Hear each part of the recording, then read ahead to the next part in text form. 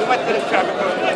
الشعب الأردني بريء من هذا المجلس، بريء ما يحدث في هذا المجلس.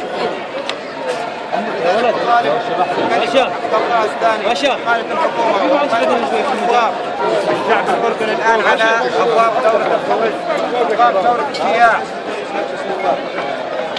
لا نريد أن نكلف الحكومة أكثر من طاقتها، ولكن نكتفي بإخراج هذه الحكومة من الله وإعلان قانون الانتخاب يرتقي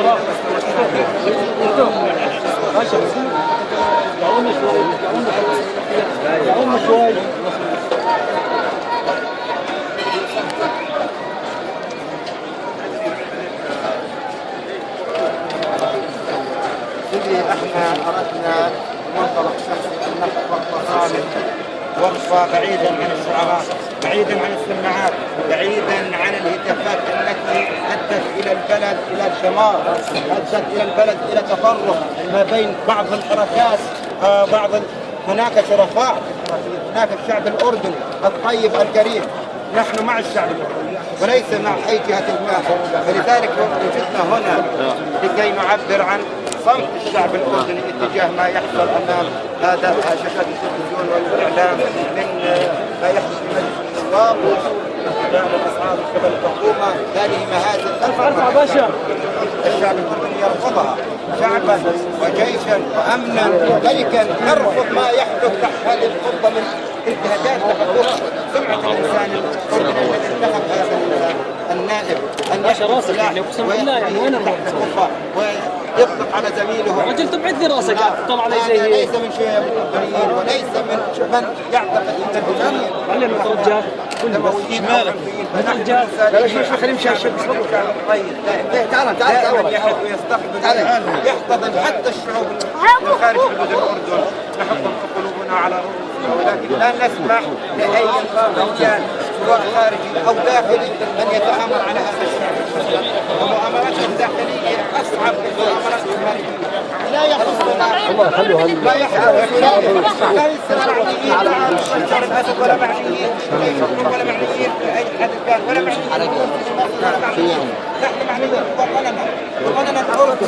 يجب علينا ان نقف وقفه.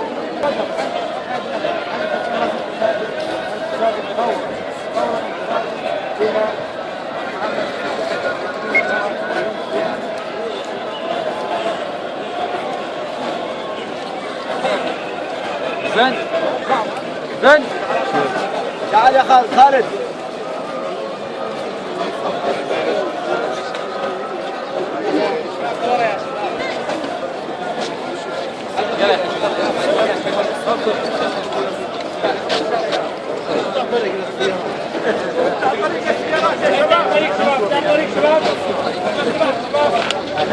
الفقر أصبح يطرق أبوابنا، الجهل يطرق أبوابنا، الجامعات الغالية، المدارس التي تتغاضى الرسوم العالية، همش هذا الوطن والمواطن. لماذا هذه السياسات؟ السياسات رئيس الوزراء هي كل هذه السياسات من أجل الضغط على الشعب أو الشارع بأن يتحرك وأن يقوم بثورته الحقيقية. نحن نقول لهم ثورة الجياع قادمة، الثورة الحقيقية ما زالت تراوح مكانها، ولكننا جميعنا صامتون ونستحي من إخراج الصوت. يجب على الحكومة أن تعي ما نقوله، ويجب على هذا المجلس أن ينحل على نفسه، لأنه لا يمثل هذا الشعب الأردني. طالعتنا الصحف الأردنية حقيقية 80 نائب عليهم قضايا في المحاكم الأردنية. كيف أجيز لهم بأن يكونوا ممثلين لهذا الشعب؟ كيف كان هذا الشعب يرضى بأن تمثلوا عدالة من هذه المواطنين؟ نحن نرقى ونحن أسمى من هذه أن تمثلنا. نحن نريد من الملك حقيقة، رسالتنا حقيقة نوجه إلى الملك، أن نقول له يا جلالة الملك نرجوك غاية الرجاء بأن تقوم على حل هذا البرلمان، وأن تصدر من أمرك ومن وقتك قانون انتخاب حقيقي يمثل الوطن والمواطن الحقيقيين، لأننا ما عدنا نطيق هذه الأمور. وهذه رسالتنا نوجهها وإلى أخواننا، وهي وقفتنا الصامتة حقيقة.